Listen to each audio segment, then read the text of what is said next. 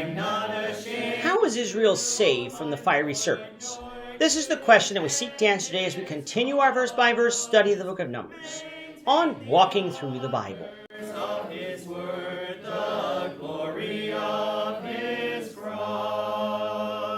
If you have a Bible with you, turn to Numbers chapter 21. We're going to be reading from verses 1 to 9. If you don't have a Bible, don't worry. Just follow along with us on the screen. The version that we'll be reading from is the New King James Version. So, Numbers chapter 21, beginning at verse 1. The king of Arad, the Canaanite, who dwelt in the south, heard that Israel was coming on the road to Atharim. Then he fought against Israel and took some of them prisoners.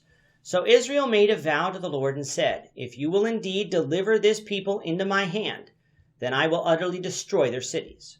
And the Lord listened to the voice of Israel and delivered up the Canaanites, and they utterly destroyed them and their cities. So the name of that place was called Hormah. Then they journeyed from Mount Hor by the way of the Red Sea to go around the land of Edom, and the soul of the people became very discouraged on the way. And the people spoke against God and against Moses. "Why have you brought us up out of Egypt to die in the wilderness? For there is no food and no water, and our soul loathes this worthless bread." So the Lord sent fiery serpents among the people, and they bit the people, and many of the people of Israel died. Therefore the people came to Moses and said, "We have sinned, for we have spoken against the Lord and against you. Pray to the Lord that he take away the serpents from us." So Moses prayed for the people. Then the Lord said to Moses, "Make a fiery serpent and set it on a pole, and it shall be that everyone who is bitten, when he looks at it, shall live."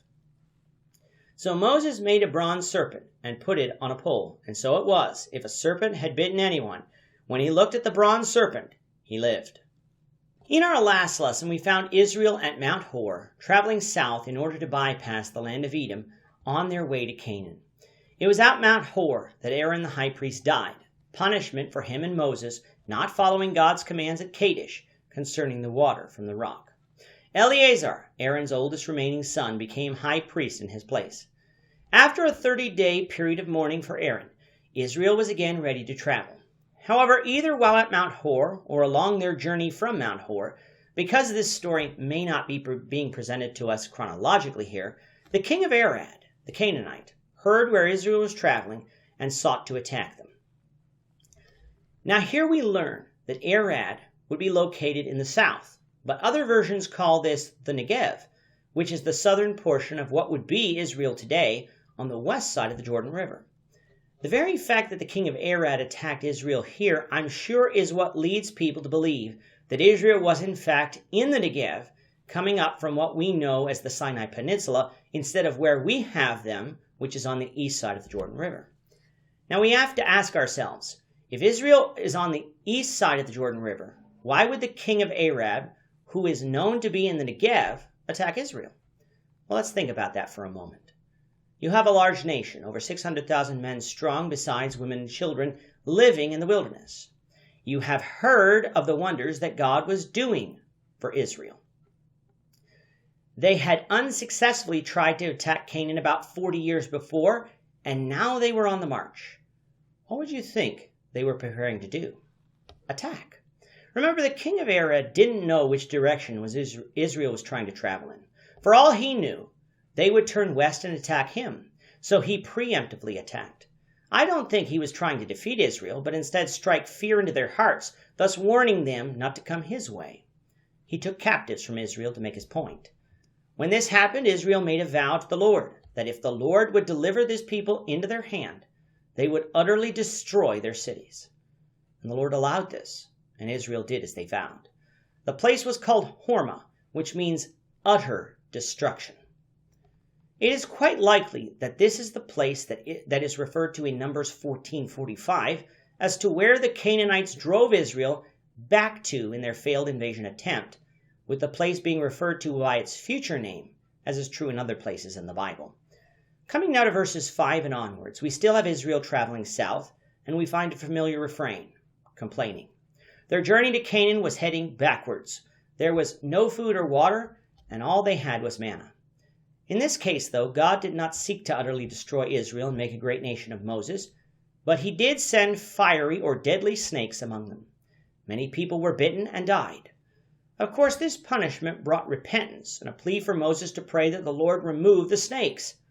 Moses did as he was asked, and God's response was that Moses was to make a bronze fiery serpent and place it on a pole. Then, if someone wanted to be saved from the snake bite, once they were bitten, they were to look upon the bronze snake on the pole, and they would live. Note, the Lord didn't remove the snakes here, but he did provide Israel a way of physical salvation. What if a person who was bitten didn't look upon the bronze serpent according to the Lord's command? They would die. I would like you to keep this story fresh in your minds, for it will be referred to in our next study of John as relating to the cross of Christ. Before closing, though, I would like to draw people's attention to something that I find interesting. Ever wonder why the symbol of the medical profession is a snake wrapped around a pole? If you look it up, you'll find a Greek reference to the staff of Asclepius, who was seen as the god of medicine and healing. What we need to know, though, is that Asclepius wasn't made a god in Greek mythology until the 5th century BC. What am I driving at?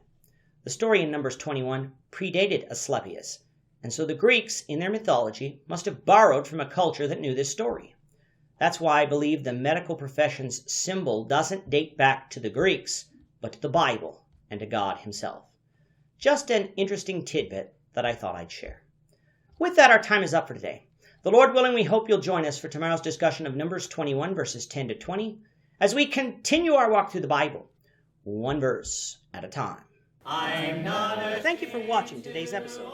We hope that you found it edifying and ask that you not only subscribe to our channel and podcast, but that you like and share this episode among your friends, so that the saving gospel of Jesus Christ can go out to the whole world.